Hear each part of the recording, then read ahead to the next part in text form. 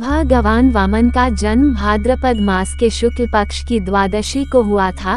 इसे वामन जयंती के रूप में मनाया जाता है। वामन भगवान विष्णु के दशावतार में से 5वें और त्रेता युग के पहले अवतार थे। साथ ही वह भगवान विष्णु के पहले ऐसे अवतार थे जो मनुष्य के रूप में प्रकट हुए।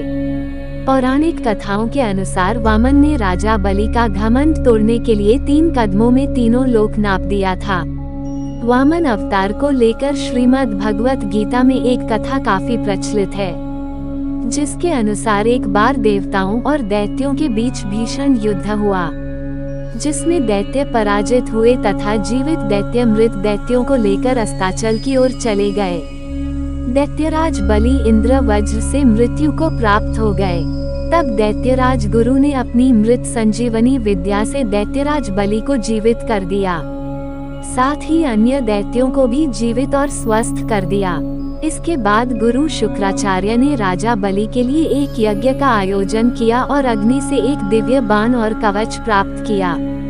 दिव्य बाण की प्राप्ति के बाद राजा बलि स्वर्गलोक पर एक बार फिर आक्रमण करने के लिए चल दिए। असुर सेना को आते हुए देख इंद्रराज समझ गए कि इस बार देवतागण असुरों का सामना नहीं कर पाएंगे। ऐसे में देवराज इंद्र सभी देवताओं के साथ स्वर्ग छोड़कर चले गए।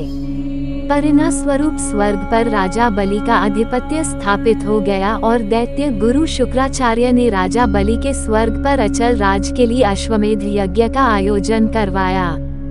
देवराज इंद्र को राजा बलि की इच्छा के बारे में पहले से ही ज्ञात था और यह भी पता था कि यदि राजा बलि का यज्ञ पूरा हो गया तो दैत्यों को स्वर्ग से कोई नहीं निकाल सकता। ऐसे में सभी देवी देवता काफी चिंतित हो गए और श्रीहरि भगवान विष्णु के शरण में जा पहुँचे। इंद्र देव ने अपनी पीड़ा बताते हुए श्रीहरि से सहायता के लिए विनती की।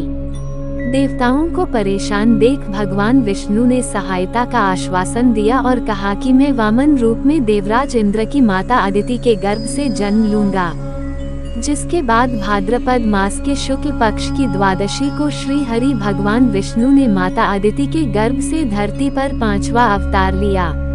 उनके ब्रह्मचारी रूप को देखकर सभी ऋषि मुनि व देवी देवता प्रसन्न हो गए तथा सभी ऋषि मुनियों ने अपना आशीर्वाद दिया और वामन एक बौने ब्राह्मण का वेश धारण कर राजा बलि के पास जा पहुँचे। उनके तेज से यज्ञशाला प्रकाशित हो उठी।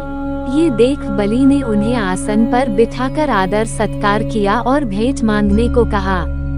इसे सुन वामन ने अपने रहने के लिए 3 पग भूमि देने का आग्रह किया।